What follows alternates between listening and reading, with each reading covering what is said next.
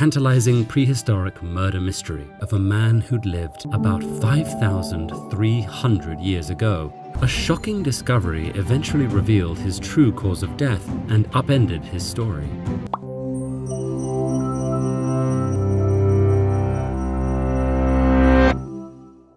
On September 19, 1991, two hikers traversing the Ötztal Alps on the border of Austria and Italy discovered a corpse emerging from the ice.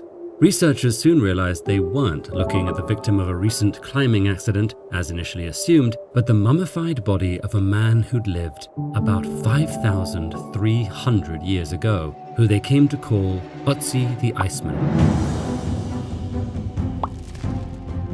One early theory for Ötzi's alpine death was that he was a local shepherd or hunter who got caught in bad weather and froze. However, a shocking discovery eventually revealed his true cause of death and upended his story. So, what do we know about Ötzi and how did he die? Over the millennia, the alpine cold and sun protected Ötzi's body from decomposition, freezing and drying it out in cycles and leaving critical clues for researchers.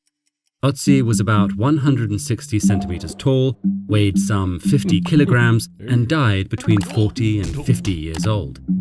He led an active life, but had a strong genetic predisposition for cardiovascular diseases. His intestines were also parasitized by whipworms, and his stomach contained ulcer-causing bacteria, all of which might have caused some unpleasant symptoms. He died hundreds of years before Stonehenge and the Great Pyramid were constructed, around 3,350 BCE. Ötzi lived during the late Neolithic Copper Age, when metal extraction and crafting practices were spreading throughout Eurasia. Indeed, along with stone arrowheads and knives, Ötzi carried an axe made of copper from what's now Tuscany. Swaths of his clothing were made of sheep and goat leather, and his diet included cultivated grains, all of which suggested that Ötzi's people relied on certain domesticated animals and crops.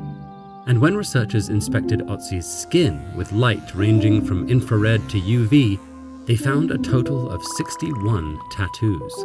Interestingly, the markings corresponded with areas of Ötzi's body where he probably experienced pain, like from degeneration observed in his knees, ankles, and spine. Researchers think that the tattoos might have been intended as treatment, perhaps an early form of acupuncture. Close scrutiny also clarified the circumstances of Ötzi's death and led to a tantalizing prehistoric murder mystery. A decade into studying Ötzi, a CT scan picked up a crucial detail. There was a flint arrowhead lodged in Ötzi's left shoulder. Soon enough, researchers started piecing Ötzi's final days together.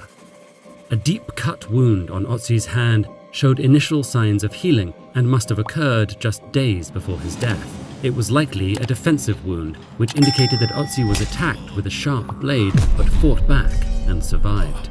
Ötzi may have dressed the wound with bog moss, which has antiseptic properties, and was found with his remains.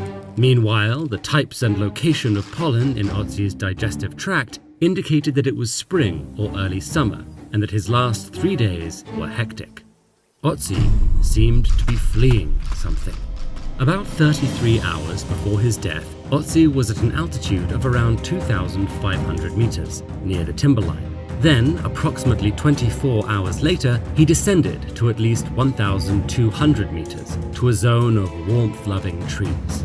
In his final hours, Ötzi reached an altitude of around 3,000 meters, where grasses, sedges, and certain wildflowers dominated.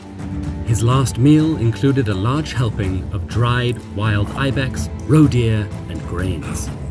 Then, despite Ötzi's apparent efforts to escape the conflict, someone at a distant vantage shot him from behind. The arrow pierced a major artery and embedded itself in his left shoulder, causing extensive blood loss.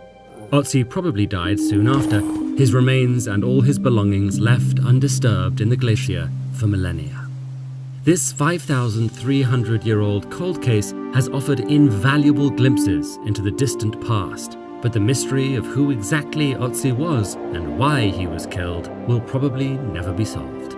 The tangible evidence for the act degraded and carried away, lost to snowdrifts long ago.